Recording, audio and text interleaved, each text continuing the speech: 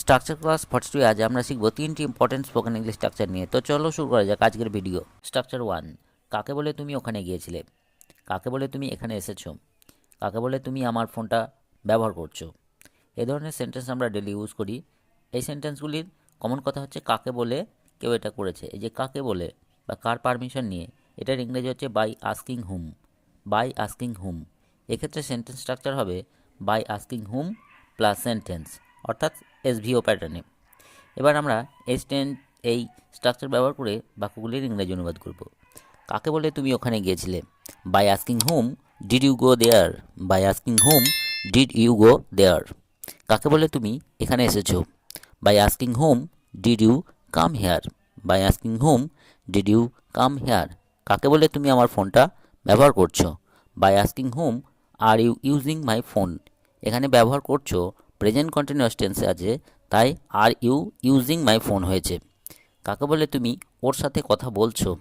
এক্ষেত্রেও present continuous tense ব্যবহার করতে হবে। By asking whom are you talking to her. By asking whom are you talking to her. Structure 2, আমাকে দিল্লি যেতে হচ্ছে। তোমাকে রান্না করতে হচ্ছে। তাকে এখানে আসতে হচ্ছে। এ ধরনের কথাগুলো আমরা ডেলি ইউজ করি। বাক্যগুলির কমন কথা হচ্ছে সাবজেক্টকে কিছু করতে হচ্ছে, মানে সে নিজে ইচ্ছা না চাইলেও তাকে করতে হচ্ছে, বাধ্য হচ্ছে সে। এই ক্ষেত্রে এই করতে হচ্ছে কথাটা বোঝাতে গেলে আমাদেরকে ব্যবহার করতে হবে হ্যাভিং টু। হ্যাভিং টু এবং সেন্টেন্স স্ট্রাকচার হবে সাবজেক্ট, তারপরে অ্যাম, ইজ অথবা আর, এরপরে হ্যাভিং টু, তারপরে ভার্বের 1 নম্বর রূপ এবং শেষে অবজেক্ট বা আদার ওয়ার্ডস বসবে। এই স্ট্রাকচার ব্যবহার করে বাক্যগুলো এবারে ইংরেজি অনুবাদ করি। আমাকে দিল্লি যেতে হচ্ছে। I am having to go to Delhi. I am having to go to Delhi. তাকে এখানে আসতে হচ্ছে। He is having to come here. He is having to come here. তোমাকে রান্না করতে হচ্ছে। You are having to cook food. You are having to cook food. আমাদেরকে কাজ করতে হচ্ছে। We are having to work. We are having to work.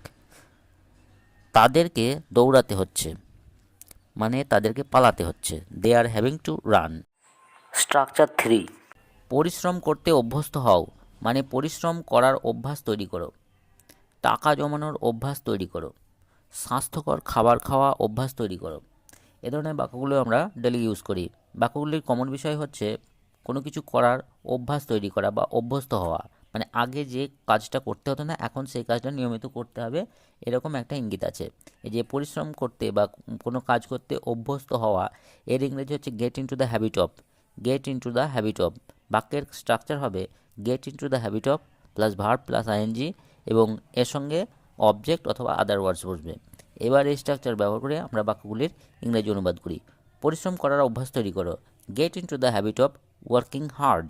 Gate into the habit of working hard. টাকা জমানোর অভ্যাস তৈরি করো। Gate into the habit of saving money. Gate into the habit of saving মানি। স্বাস্থ্যকর খাবার খাওয়া অভ্যাস তৈরি করো। Gate into the habit of eating healthy food. Gate into the habit of eating healthy food. বই পড়ার অভ্যাস তৈরি করো। Gate into the habit of reading book. Gate into the habit of reading book.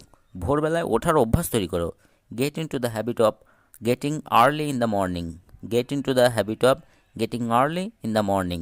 এবার একটি বাক্যের ইংরেজি তোমাদের কমেন্ট বক্সে লিখে জানাতে হবে। ইংরেজি বলার অভ্যাস তৈরি করো। ইংরেজি বলার অভ্যাস তৈরি করো, এই বাক্যটির ইংরেজি কী হবে স্ট্রাকচার ব্যবহার করে নিচে কমেন্ট বক্সে লিখে জানাও। আর এই ধরনের ইনফরমেটিভ ভিডিও পেতে আমাদের টুকটাক ইংলিশ চ্যানেলকে সাবস্ক্রাইব করে রাখো।